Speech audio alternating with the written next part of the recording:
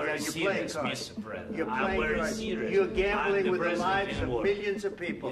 You're gambling with World War III. You're gambling with World War III. এটা কোনো অভিনয়ের shooting না। এই ঘটনা হোয়াইট হাউসের ওভাল অফিসে প্রেসিডেন্ট ভ্লাদিমির জেলেনস্কির সাথে ক্ষমতাধর দেশ যুক্তরাষ্ট্রের প্রেসিডেন্ট ডোনাল্ড ট্রাম্পের বৈঠকের। এতদিন পাল্টাপাল্টি কথার লড়াই থাকলেও এবারে সরাসরি বাকবিতণ্ডায় জড়ালেন তারা। ফলে ইউক্রেনের খনিজ সম্পদে যুক্তরাষ্ট্রের নিয়ন্ত্রণ নিয়ে দুই রাষ্ট্রনেতার চুক্তি সইয়ের কথা থাকলেও শেষ পর্যন্ত তা হয়নি। এমনকি জেলেনস্কিকে যুক্তরাষ্ট্রের হোয়াইট হাউস থেকে বের হয়ে যেতে বলা হয়েছিল। বোঝাই যাচ্ছে এই ঘটনায় ক্ষুব্ধ হয়েছেন ট্রাম্প। তাহলে এখন কি করবেন জেলেনস্কি? বিশ্লেষকেরা অবশ্য বলছেন হোয়াইট হাউসে এই বাকবিতণ্ডা দুঃখজনক হলেও অপ্রত্যাশিত ছিল না। ট্রাম্প প্রথম থেকেই ইউক্রেনকে যুক্তরাষ্ট্রের লাখো কোটি ডলারের সহায়তা পাঠানোর ঘোর বিরোধী ছিলেন।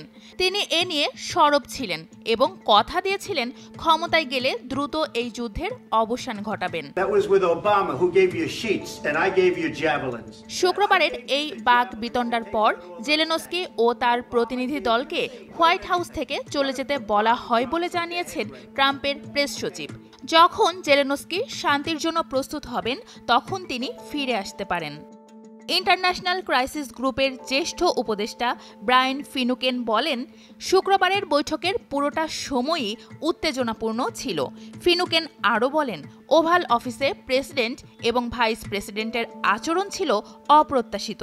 তবে প্রেসিডেন্ট ট্রাম্প ইউক্রেনকে যুক্তরাষ্ট্রের সামরিক সহায়তা করা নিয়ে যা ভাবেন এবং ইউক্রেনে রাশিয়ার যুদ্ধের বিষয়ে তিনি যে বর্ণনা প্রচার করেন তা সবারই জানা। তাই তাদের ওই আচরণ অতটাও অবাক করা ছিল না। এরপর কি হতে চলেছে তা অস্পষ্ট। তবে এটা ইউক্রেনের জন্য খারাপ কিছু হতে পারে বলেও আশঙ্কা প্রকাশ করেন আইসিজির উপদেষ্টা ফিনুকেন। তিনি বলেন, প্রশাসন থেকে শোনা যাচ্ছে যুক্তরাষ্ট্র থেকে ইউক্রেনে অস্ত্রের যে চালান যাওয়ার কথা রয়েছে সেটা প্রেসিডেন্টের ক্ষমতা বলে বাতিল করা হতে পারে। সিটি কলেজ অফ নিউ ইয়র্কের অবসরপ্রাপ্ত অধ্যাপক রাজন মেনন বলছেন, ইউক্রেনের প্রেসিডেন্টের জন্য এটি ছিল এক বিশাল ধাক্কা। সেখান থেকে আর ফেরার কোনো উপায় নেই। এখন ইউক্রেনের একমাত্র ভরসা Europe. For peace, but we have to be in strong position. বাকবিতণ্ডার পর জেলেনস্কি বলেছেন, যুক্তরাষ্ট্রের সমর্থন ছাড়া আক্রমণকারী রুশ বাহিনীকে আটকে রাখা ইউক্রেনের জন্য কঠিন হয়ে যাবে। জেলেনস্কি আরও বলেন, তিনি বিশ্বাস করেন ওয়াশিংটনের সঙ্গে কিয়েভের সম্পর্ক পুনরুদ্ধার সম্ভব। ইউক্রেনের প্রেসিডেন্ট বলেন, আমি চাই ট্রাম্প সত্যিই আমাদের পক্ষে থাকুন।